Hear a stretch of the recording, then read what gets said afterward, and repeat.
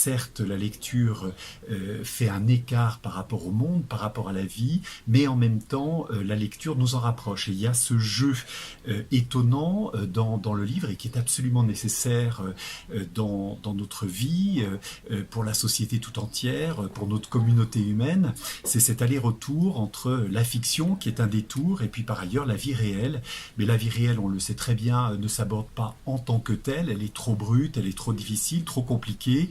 Le détour du livre est nécessaire, raison pour laquelle, eh bien, au quotidien, tant de gens lisent et tant de gens ont besoin pour éclairer leur vie, pour mieux vivre, pour comprendre ce qu'ils vivent, pour aimer la vie tout simplement, parfois pour la détester, pour la critiquer, etc., du livre, qui est le médium essentiel. C'est vrai comme toute forme d'art, le cinéma fonctionne de la même manière, mais au fond, le livre vient un peu du fond des âges.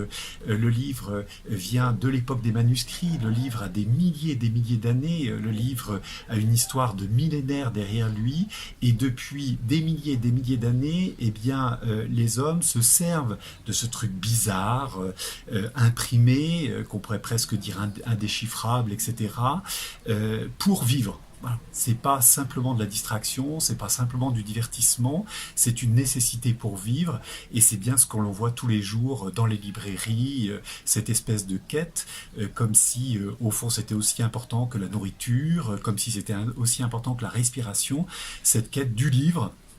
Parce qu'on va avoir besoin de ce livre-là aujourd'hui, compte tenu de ce que l'on est en train de vivre, compte tenu des préoccupations que l'on a, compte tenu des inquiétudes, des angoisses que l'on porte dans le temps présent.